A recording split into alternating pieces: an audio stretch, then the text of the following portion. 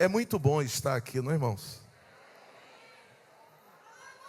Eu gosto de ser crente. É muito bom. Glória a Deus. Queridos, o tema que me foi determinado a falar é este: Ruth, uma influência para seu povo. E eu gostaria de ler um versículo no livro de Ruth, que tem sido texto áureo durante todo este congresso. E o versículo que eu quero ler com os irmãos é o versículo 12 do capítulo 2. Ruth, capítulo 2, versículo 12.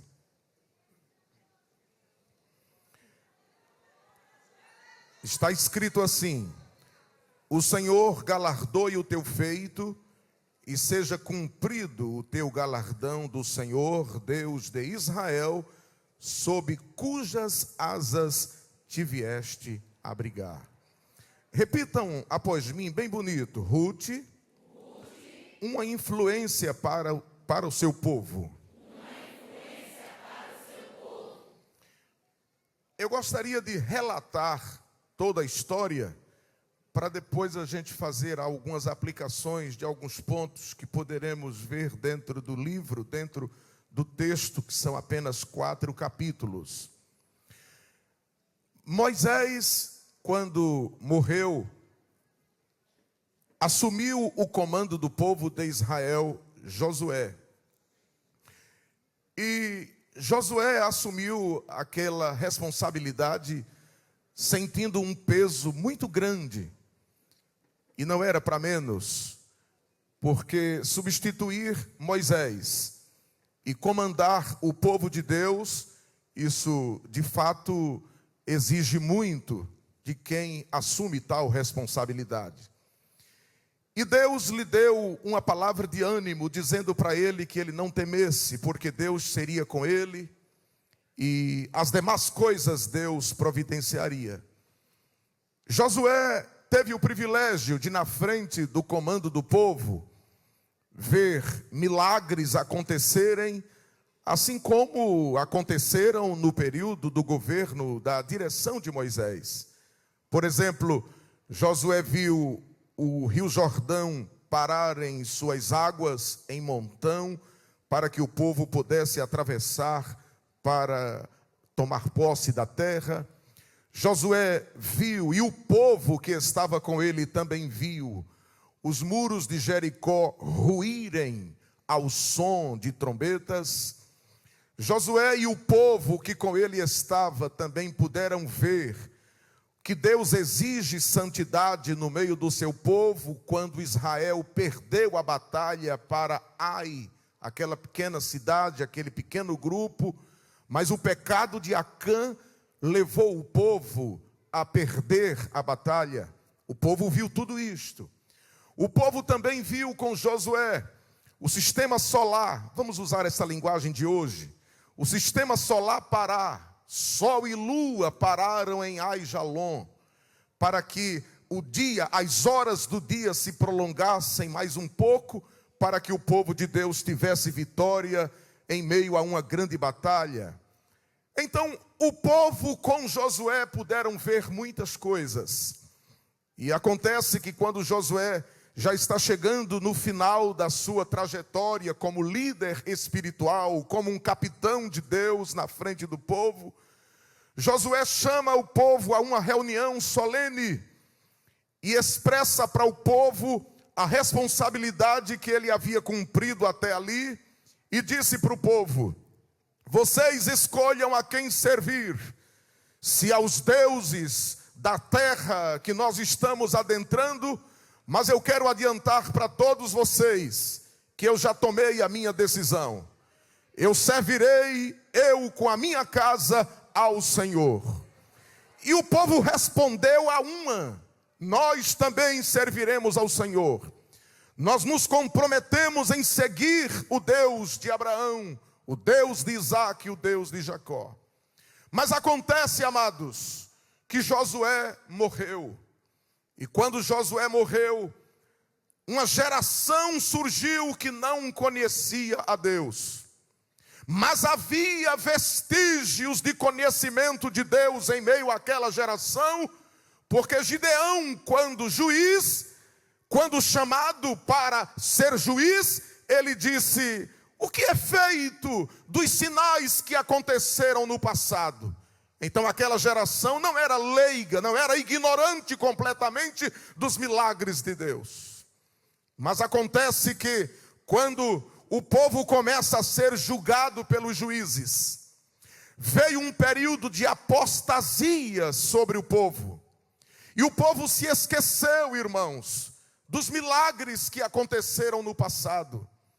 Parece que o povo desprezou o fato das águas do Rio Jordão pararem, o fato da exigência de Deus quanto à santidade, o fato de Deus parar até o sistema solar para que o povo tivesse vitória. E o povo também esqueceu do compromisso que fizeram junto com Josué, dizendo: nós também serviremos ao Senhor. E se desviou o povo. E quando o povo se desviou, sucessivos reis ou comandantes ou capitães assumiram o governo do povo.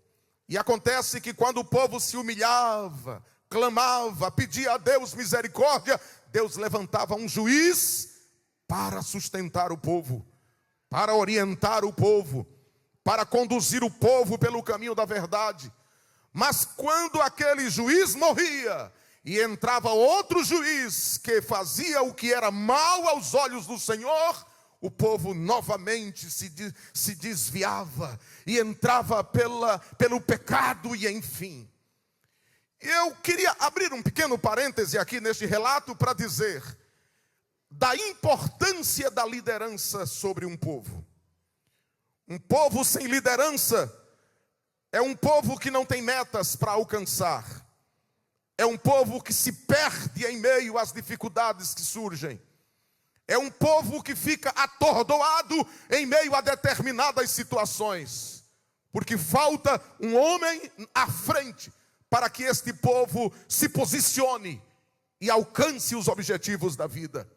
Fecho aqui este parêntese para dizer, queridos, que assim estava o povo de Israel, as tribos de Israel, que ainda não era nação, sem liderança, portanto vulneráveis, sem condições de serem firmes naquilo que deveriam ser, conforme o pacto que haviam feito. E foi justamente neste período de apostasia entre as tribos de Israel, que Deus, na sua onisciência, resolveu escolher alguém para fazer a diferença.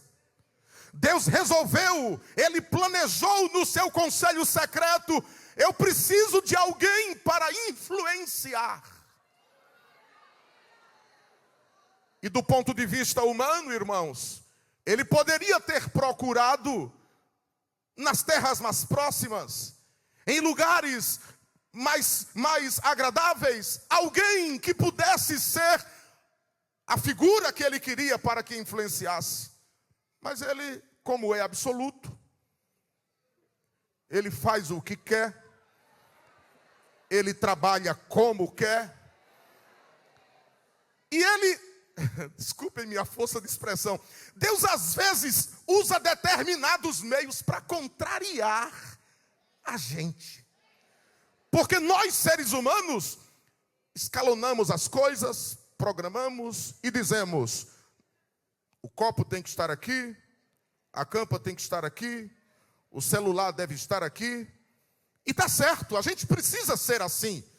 Mas às vezes Deus diz: não, eu vou fazer diferente, porque eu sou soberano e quero mostrar para este povo a soberania do meu poder. Aí Deus, vejam essa realidade, Deus permite uma fome na terra de Israel. E a fome atingiu Belém. A palavra Belém significa casa de pão. Então na padaria faltou pão. Aí Elimeleque, um homem de posses que morava em Belém, chamou sua esposa Noemi, os 2 filhos Malom e Quilion, e disse para eles: vamos peregrinar. Para onde a gente vai? Nós vamos para os campos de Moabe. A mulher e os filhos certamente não questionaram por causa da autoridade do esposo. Mas quando a gente pensa em Elimeleque ir para os campos de Moabe, a gente analisa aí pelo menos algumas coisas interessantes. Primeiro, os moabitas eram descendentes de um incesto. Porque Ló, quando fugiu de Zoar, para não ser atingido por aquelas pragas que destruíram as campinas do Jordão, ele foi para as montanhas com as duas filhas, e a filha dele mais velha disse para a mais nova: vamos embriagar papai e vamos ter um caso com ele, para que a gente tenha filhos, porque senão nossa geração se estagnará. Pois fizeram como planejaram, embriagaram o velho, e nasceu da filha mais velha Moabe. Então, meu Deus, como é, Deus, que tu vais escolher alguém para influenciar descendente de uma geração incestuosa? Mas, vamos, em segundo lugar, o povo de Moabe era um povo politeísta. Eles adoravam a Baal-Peor, adoravam também a Quemos. Quemos era um deus principal dos moabitas, e Quemos, ele tinha corpo de homem e cabeça de touro, e tinha uma criança nos braços, porque aquela estátua era utilizada para sacrifício infantil. Irmãos, como é que Deus vai escolher uma pessoa para influenciar adoradora a deuses destas qualidades? Mas, em terceiro lugar, existe uma outra coisa séria. É que Deus havia usado Moisés na escritura da lei mosaica e determinado que os moabitas não poderiam congregar com os judeus. E, por hipóteses alguma, eles deveriam ter acesso ao povo de Israel. E agora, Deus, como é que tu vais escolher alguém para influenciar, se há uma proibição para que os moabitas não adentrem a nossa congregação? Mas digam comigo, Deus é soberano, e Ele sabe como fazer. Aí Elimeleque chega nos campos de Moabe. Só que a Bíblia diz que ele chegou lá para peregrinar. Mas a fartura lá estava boa, as coisas estavam abrangentes, e ele ficou lá quase 10 anos. E acontece que quando ele lá está, ele morre. E quando Elimeleque morre, agora fica Noemi, uma viúva com 2 filhos. E eles resolveram casar com 2 moabitas. Inclusive, os expositores do Antigo Testamento, eles dizem que não havia proibição dos judeus casarem com os moabitas, mas havia proibição terminantemente de eles congregarem. Aí os meninos foram e casaram com 2 jovens, Ruth e Orfa. Quando eles casaram, é como se eles estivessem enraizados nos campos de Moabe. É como se eles estivessem já se estabelecendo ali. Mas o plano traçado por Deus no seu conselho secreto era que ele precisava de alguém para influenciar. Aí morre Malom e morre Quilion. Quando Noemi se sente na condição de viúva e de velha, chama as 2 noras e diz: minhas filhas. Inclusive eu acho muito bonito esse tratamento de Noemi com as suas 2 noras. E eu abro outro parêntese aqui para dizer que tudo indica que Noemi era uma pessoa de fácil relacionamento. Tudo indica que Noemi era uma pessoa muito agradável. Noemi era uma pessoa que expressava doçura num relacionamento interpessoal. Ela não era aquela pessoa amarga, pelo menos então, até aquele momento. Mas acontece que ela chama as meninas e diz: eu vou voltar para minha terra, porque eu ouvi dizer que Deus visitou o meu povo e eu preciso voltar. Quando as moças tomam conhecimento da decisão de Noemi, a gente percebe que elas já estavam numa certa altura do caminho. Elas se abraçam com Noemi e o choro é grande, a tristeza, a angústia. E Orfa resolve voltar para sua terra e para o seu povo e para os seus deuses. Mas Ruth disse a célebre frase, inclusive deste congresso: não insista comigo que eu não vou lhe deixar. Porque aonde você for, eu vou com você. Aonde você passar a noite, ali pousarei eu. O seu povo será o meu povo e o seu Deus será o meu Deus. Mas eu não posso voltar. Elas prosseguem a viagem. E quando elas vão chegando em Belém, elas comprovam que Deus realmente havia visitado o seu povo, porque era o tempo da colheita. O tempo da colheita do trigo, o tempo da colheita da cevada. E quando elas adentram a cidade, Noemi disse para Ruth: não me chame mais de Noemi. Noemi é agradável, aprazível. Me chame de Mara, porque com amargura eu estou entrando nesta cidade. Deus tem me feito sentir amargura na vida. E quando elas vão entrando, a cidade para. Todo mundo fica abismado com a chegada de uma mulher que saiu com uma postura de vida e voltou com outra. Velha, viúva e ainda a tiracol. Uma moabita, uma estrangeira que não podia congregar no meio do povo. Mas elas se alojaram. E um dia Ruth disse: eu vou para o campo rabiscar espigas. Aí ela disse: minha filha, vá, mas tenha cuidado. Quando Ruth chega num campo, sem conhecer ninguém, sem saber de quem era o campo. Vocês estão entendendo o trabalhar de Deus? Sem saber de quem era o campo, daqui a pouco tem lá uma moabita, colhendo rabiscos, espigas, daquilo que restava, porque havia um projeto, inclusive isso é muito bonito, que os trabalhadores, na medida que eles colhiam, eles permitiam alguns restos ficarem no chão, para que as pessoas pobres, os paupérrimos, pudessem colher ali alguma coisa para comer. E enquanto os trabalhadores trabalhavam, estava lá uma moça, biblicamente falando, muito bonita, colhendo restos de espigas.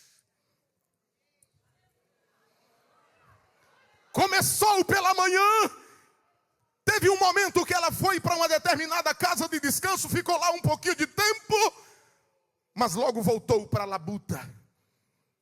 E quando foi à tarde, o dono da cega, da plantação, o dono do roçado chegou.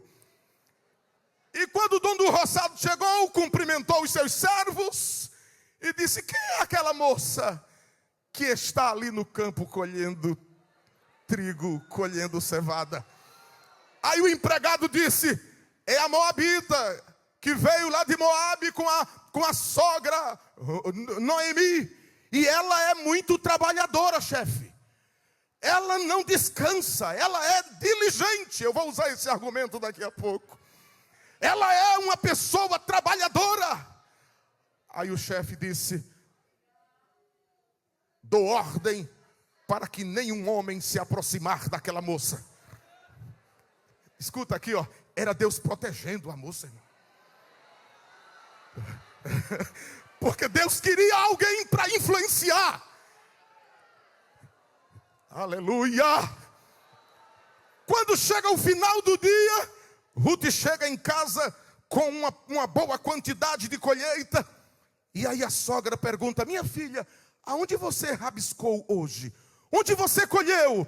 Ela disse: eu entrei num roçado, e o roçado é de um homem chamado Boaz. Aí Noemi arregala os olhos assim e pergunta: quem, menina? Como é o nome do homem?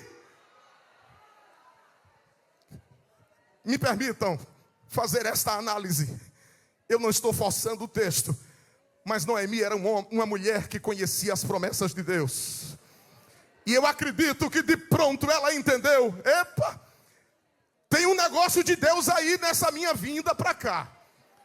Eu trouxe essa moabita comigo e acredito que Deus tem promessas para cumprir na vida desta mulher. Aí Noemi disse para Ruth: Ruth, quando você voltar para colher, colha com muito cuidado, mas preste atenção aonde é que o dono do roçado vai dormir de noite. Observe direitinho aonde é que ele vai se deitar. E quando você perceber o local, chegue junto aos pés dele e se deite também. Eu quero abrir um parêntese para dizer que isso não tem nada de imoral.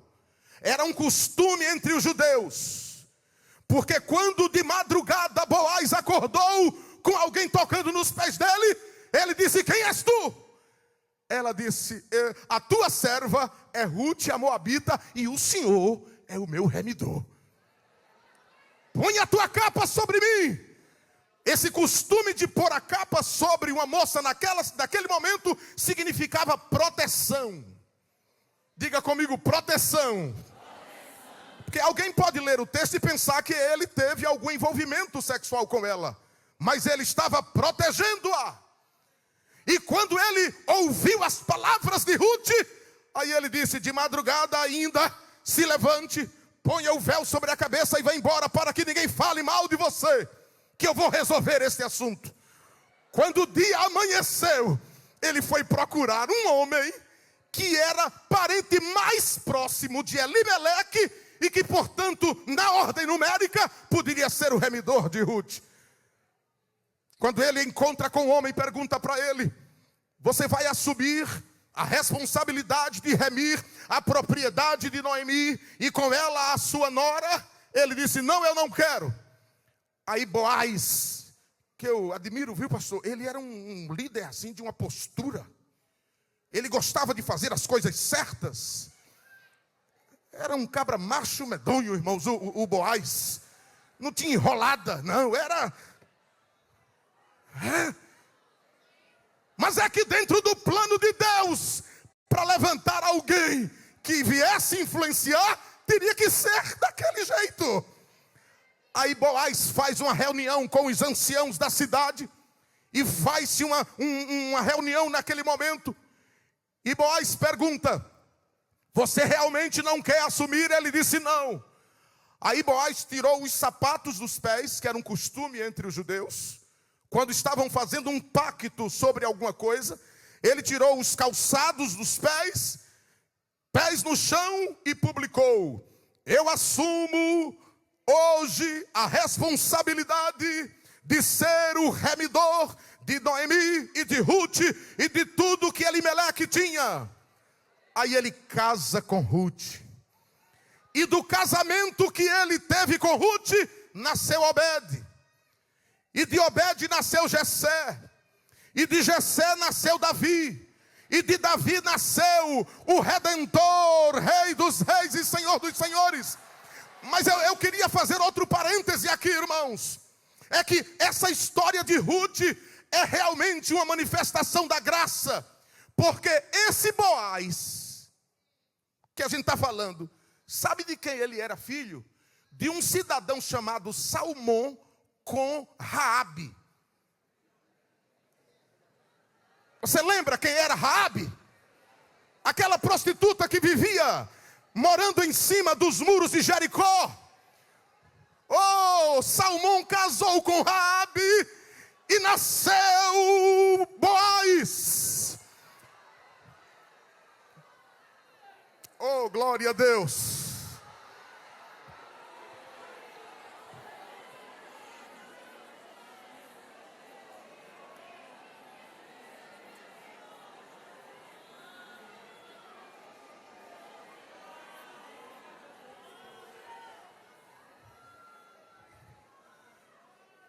quando a gente analisa esta história tão linda, irmãos, a gente observa que Deus tem seus planos para realizar sua soberana vontade.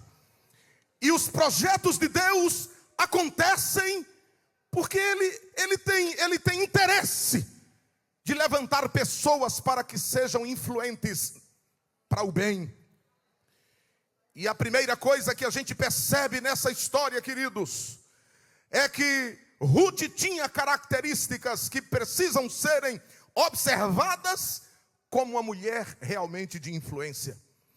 E ao observar isto aqui, eu queria que vocês escutassem um pouco o que eu vou ler aqui, que eu escrevi aqui algumas coisas interessantes. A capacidade de influenciar acontece quando uma pessoa tem características como Ruth. Ela foi um modelo e teve capacidade de interferir no modo de agir ou de pensar das pessoas do seu tempo e também do nosso tempo. E é digno de destaque que para o plano de salvação de Deus, que Deus tinha para a humanidade, Ele precisaria de uma mulher excelente como Ruth para poder influenciar. E daí eu quero destacar pelo menos 6 características de Ruth que lhe deram condições de ser uma mulher que influenciou o seu tempo e até hoje influencia, porque num congresso desse, irmãos,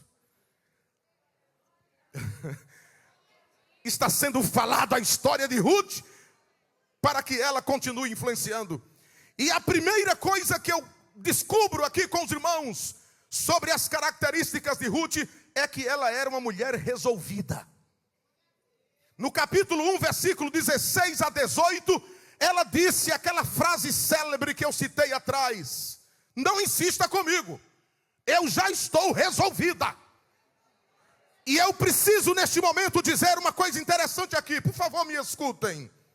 Uma pessoa resolvida, ela é determinada, ela é resoluta, ela é desembaraçada, ela tem alvo a alcançar. Aprendemos com Ruth a sermos perseverantes. Olha que coisa interessante, quando os planos dão errados, e sermos resilientes para continuarmos vivendo e seguir para uma terra sem saber inclusive o que é que vai acontecer lá. Meus irmãos, uma pessoa para ser influente neste mundo, ela precisa ser uma pessoa resolvida. E eu quero aqui deixar bem claro que quando uma pessoa fica em cima do muro, ela não tem condições de influenciar coisíssima nenhuma.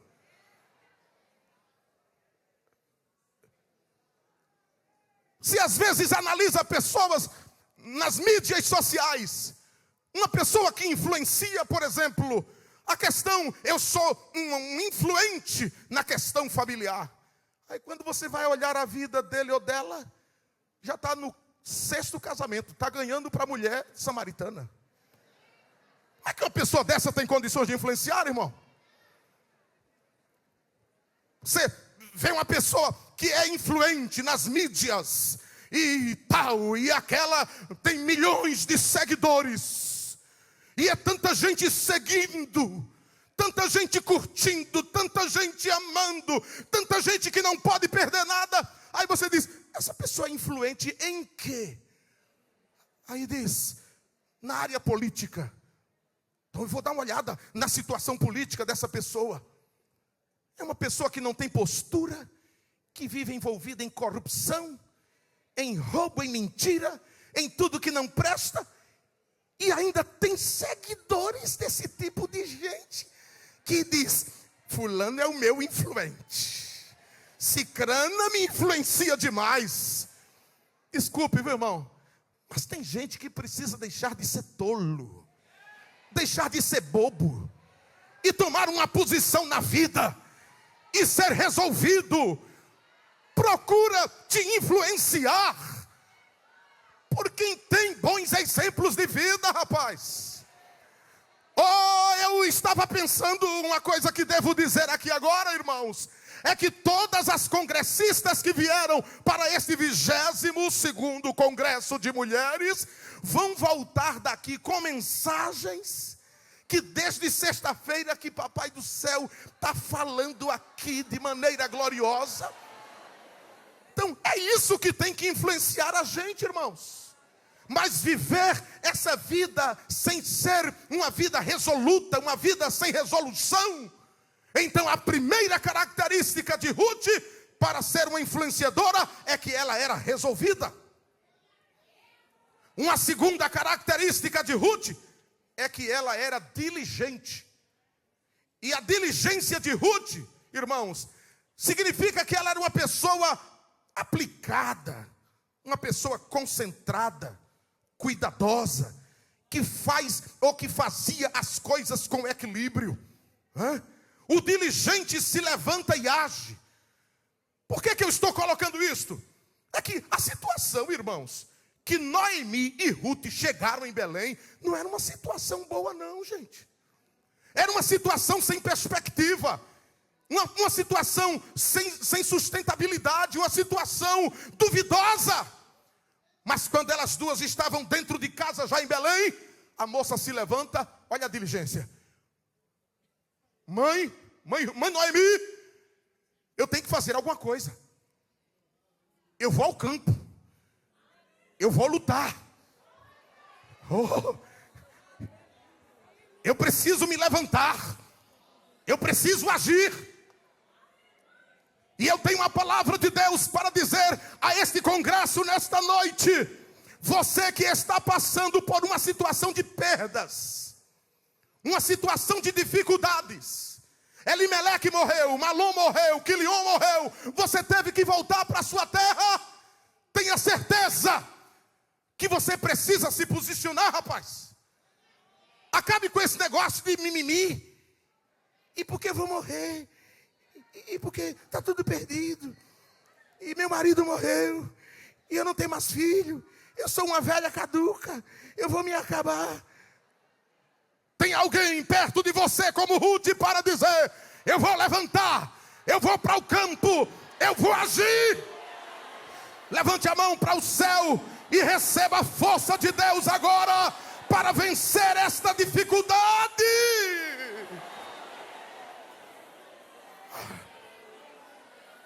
Eu vou pedir um negócio aqui para a gente interagir. Pega na mão de quem está do teu lado aí, vai com fé mesmo. E diz assim: ser diligente. Deus está conosco. O livro não terminou ainda a história. Ainda tem coisa para fazer. Diga mais forte: Deus está conosco. A gente vai vencer.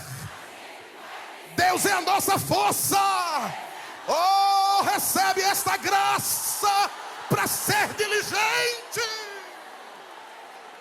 Ai, Deus.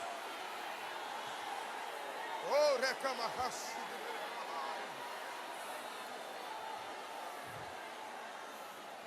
Tem que ir para o campo.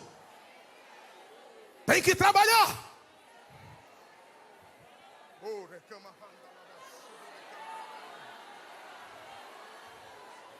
Outra característica de Ruth que tornou ela uma pessoa influente para influenciar foi a sua humildade. Escute isso, por favor. Humildade significa a virtude que nos dá o sentimento da nossa fraqueza. Humildade é modéstia. Humildade é submissão. Aleluia. É reconhecimento de si próprio. Ruth caiu com o rosto em terra. Escuta. Quando Boaz chegou no campo e falou com ela, ela se prostrou, botou o rosto no chão.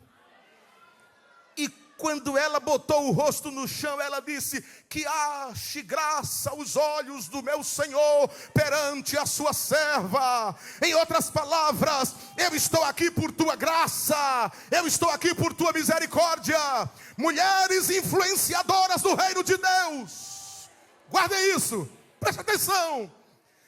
para ser influenciadora do reino de Deus, enquanto mais a gente se abaixa, a gente põe o rosto no pó, a gente se humilha, mas Deus nos exalta. Oh. E por causa deste comportamento de humildade de Ruth, aí Boaz citou para ela o texto áureo desta mensagem.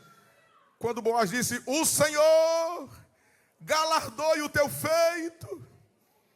Ah, irmão, essa frase aqui é...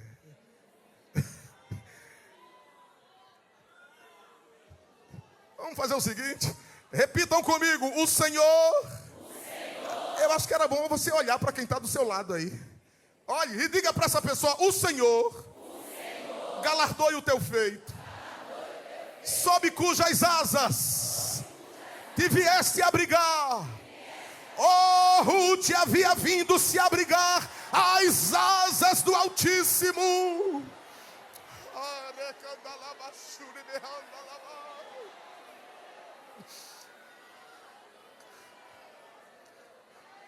Ruth, atenção, Ruth trocou Quemos, Ruth trocou Baal Peor pelo Deus de Noemi. Ela não tinha dito: o teu Deus será o meu Deus. Ruth deixou toda aquela realidade passada para vir se abrigar. Desculpe a minha franqueza, como eu acho linda esta frase: se abrigar debaixo das asas de Deus. Ah, aleluia. Quem está abrigado debaixo das asas de Deus consegue influenciar. Sabe por quê, gente? Atenção. Porque quem está abrigado debaixo das asas está escondido. E no reino de Deus o negócio é assim. É paradoxal. Quem quer aparecer muito, não aparece nada. Mas quem quer se esconder debaixo das asas de Deus, Deus faz ele se levantar e influenciar este mundo. Quem quer ficar debaixo das asas do Altíssimo? Então dá uma glória aí bem grande para este rei. Aleluia!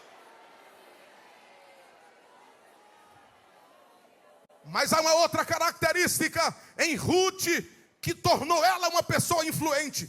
É que ela, além de ser resolvida, além de ser diligente, além de ser humilde, ela era uma pessoa generosa. A sua generosidade está no capítulo 2, versículo 11 e 12. Agora escute isso, veja. Generosa é aquela pessoa que gosta de ajudar sem interesse de retorno. Eita, foi forte agora, como dizem, né? É aquela que gosta de ajudar sem interesse de retorno, sem chaleirismo, sem hipocrisia, sem mentira, sem falsidade, que também perdoa facilmente. Será que vai dar a glória com o mesmo tom? A generosidade faz a gente perdoar facilmente. A generosidade nos torna pessoas magnânimas. Olha que coisa linda. Uma pessoa generosa, irmãos, ela tem grandeza de alma. Ela não era tacanha, como dizia papai. O tacanho é aquele, sabe, encolhido. Que para influenciar tem que ter alma grande. Você vai, minha sogra, eu vou com você. Mas minha filha, você sabe que eu não tenho umas condições de gerar filho para você casar. Eu creio num Deus todo-poderoso. Mas lá na minha terra eu vou entrar como uma pessoa destruída. Não, mas eu vou com a senhora. A minha alma crê. Quem tem fé aqui em milagres? Olhe, você sabia,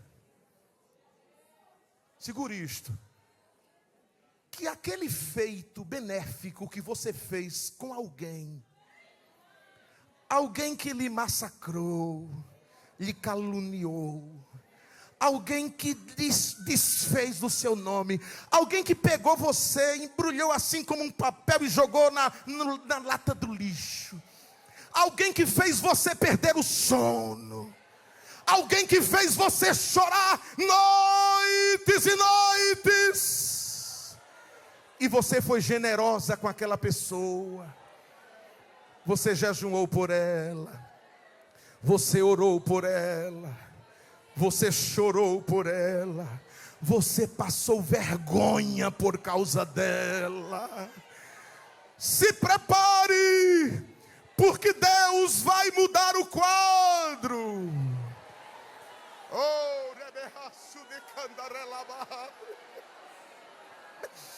o que você fez por aquela pessoa foi apenas a semente que você estava plantando, rapaz. Você estava plantando sementes de generosidade. E está chegando o tempo da colheita. Quem crê nisto? O roçado já está de safra. Já tem cevada e trigo para colher.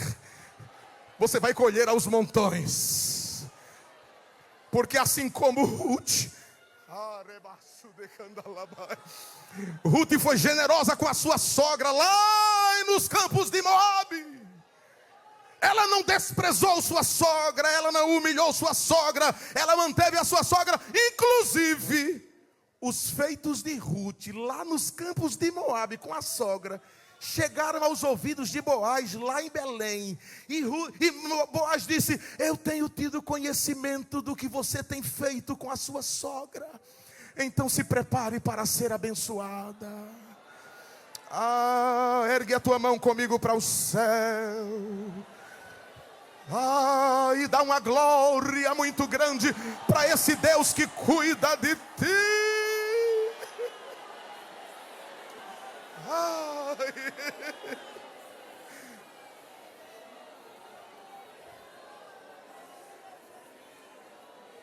Mas uma outra característica de Ruth, como influenciadora, é que ela era uma pessoa obediente. E uma pessoa obediente significa sujeitar-se à vontade ou à autoridade de outrem. Inclusive, gente, obedecer hoje é andar na contramão do pós-modernismo. É a tônica do momento. A ideia hoje é essa: você é o seu formador da sua própria opinião, e você não tem satisfação a dar a ninguém. Viva como quiser, faça o que quiser, ande por onde quiser, fale do jeito que quiser, vista do jeito que quiser. Se você quiser ser uma capivara andando pelo chão, você pode ser. Se você quiser ser um elefante, bote uma tromba suposta aí e viva como você quiser. E não deva razão nem respeito a ninguém. Isso é plano de Satanás para a humanidade. E eu venho nesta noite dizer que a igreja ainda está influenciando, porque a igreja é obediente.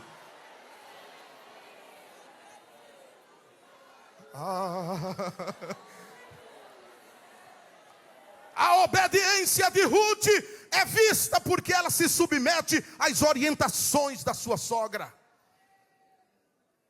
E sabe, gente, uma geração está sendo formada nesse tempo com um comportamento averso. Eu confesso da minha preocupação em relação a isto, porque uma geração está surgindo com uma ideia de ressignificação. Pelo amor de Deus, irmão, será que tudo que a gente aprendeu no passado está errado? Será que o conceito de família está errado? Será que o conceito de religião está errado? Será que o conceito de Bíblia está errado? Será que o conceito de Deus está errado? Será que o conceito de fé está errado? E o que se fala hoje é: temos que ressignificar isto, ressignificar aquilo, reavaliar isto, reavaliar aquilo. Eu não sou ignorante para não saber que nós estamos vivendo num tempo de uma constante evolução e mudanças constantes na sociedade. Sim, mas valores morais, valores éticos. Oh, irmãos, chegou aqui essa palavra. Eu não tinha ela aqui no meu rascunhozinho. Mas o que é bom tem que ser preservado. Oh, e eu quero saber aqui: neste congresso, vamos nos deixar se influenciar por essa nova metodologia de ressignificação, ou vamos continuar sendo obedientes?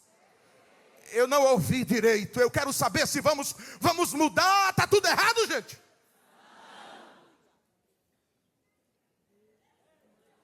Está tudo certo ou está tudo errado? O que Deus estabeleceu está certo ou errado? Vamos segurar? Vamos permanecer? Por que eu estou chamando a sua atenção para isso? Porque tem um bocado de crente, irmãos, que só basta um fulanozinho aparecer aí na internet com um ressignificado, já influenciou e já desviou o bichinho. A igreja agora não cabe mais ele. O coral, nem vê. Que história de congresso? Eu quero saber de congresso. Não, agora eu já sei o que sou. Eu já encontrei a verdade. Ah, meu Deus. Quem está disposto a dizer comigo: Deus, tenha misericórdia. Me ajude. Diga mais forte: eu quero continuar. Eu não vou mudar.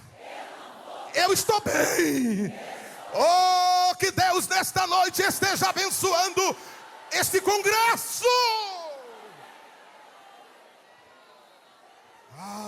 Aleluia. Quantos exaltam a Deus por tudo? Mas há uma sexta característica em Ruth que a fazia uma mulher influente, é que ela era virtuosa. E eu quero que vocês escutem isto aqui, por favor. As características de Ruth diferem em muito de algumas mulheres influenciadoras da atualidade, as quais influenciam pessoas quanto ao consumo de algum produto ou estilo de vida. Mas, na área da família, há influenciadoras ensinando sobre casamentos. Algumas delas já estão em vários casamentos. Em outras áreas como política, educação, profissão, a questão do culto ao corpo e etc. Defendem ideologias, escutem isto, que desconstroem os padrões da ética e da moral. A palavra em destaque hoje é empoderamento. Se você não for empoderada, você não consegue ser influente na sociedade. Contudo, a mulher cristã não deve ser influenciada por essas influenciadoras, mas influenciar, olha aqui, influenciar na igreja e fora dela. Quem entende isso aqui, meus irmãos? Este deve ser o posicionamento de uma pessoa que influencia para o bem. E diante disso tudo, eu venho aqui nesse momento concluir esta mensagem e dizer para nós que como igreja do Senhor, nós podemos continuar influenciando as pessoas, tanto aqui dentro, como lá fora. O que foi que eu disse, minhas irmãs?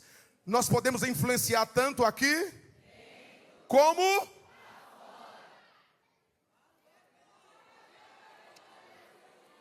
Deixe-me colocar isso aqui, irmãos. Para a gente continuar sendo pessoas influentes neste mundo, nós precisamos ter uma conduta irrepreensível. Em segundo lugar, nós precisamos pregar e viver um evangelho bíblico, acompanhado de milagres, através dos dons espirituais. O evangelho da santificação, o evangelho da verdadeira libertação, do verdadeiro poder de Deus. Escuta isto: pois não é fanatismo místico, nem mensagens de autoajuda que podem tocar ao coração do homem pecador. Pelo contrário, isso só tem trazido escândalos, ao invés de influência positiva. É lamentável dizer que há crentes, é claro, com suas exceções, que têm promovido mais escândalos do que influenciado positivamente a nossa geração. Escutem isto: Há uma cobrança de Deus para a igreja atual. E eu peço em nome de Jesus, que aqueles que estão vivendo uma vida que agrade a Deus, não percamos a essência do cristianismo. Digam comigo, vamos continuar lutando. Diga mais forte, Deus está conosco. Diga mais outra vez, não tenhamos medo de viver o verdadeiro evangelho. Diga mais forte, não sejamos covardes. Aleluia. Queridos, vamos continuar sendo crentes bíblicos. Não deixemos o fogo do Espírito Santo apagar. Se o fogo do Espírito apagar na igreja, nós não teremos condições de influenciar nada. Mas eu ainda e vou continuar crendo que nós vamos continuar sendo uma igreja de um fogo aceso. Digam comigo, o fogo ainda está aceso. Olha aqui, nós ainda oramos, nós ainda cremos na palavra, nós ainda temos líder. Estão lembrados dos pontos que eu ventilei lá atrás? É preciso a gente permanecer com uma postura inabalável. Não esperemos nada de melhor daqui para frente. As coisas estarão se complicando cada vez mais, mas os verdadeiros influenciadores estão aqui, cheios do Espírito Santo. Segura a tua mão ao alto. Segura bem alto e diz: Deus, a minha vida está em tuas mãos. Enche-me de poder. Enche-me do fogo do teu Espírito, para que eu possa continuar influenciando. Dá-me a tua graça, Senhor. Toca em minha vida. Me renova. Me fortalece. Me ajuda. Oh, agora exalte a Deus. Continue exaltando a Deus, porque Deus quer operar milagres na vida de cada um de nós. Oh, recebamos a graça que vem do alto. Deus abençoe a igreja. O 22º congresso chegou e está terminando. E nós vamos voltar para Belém, para continuar trabalhando, cheios do Espírito Santo. Dê uma glória para o Rei dos Reis e Senhor dos Senhores.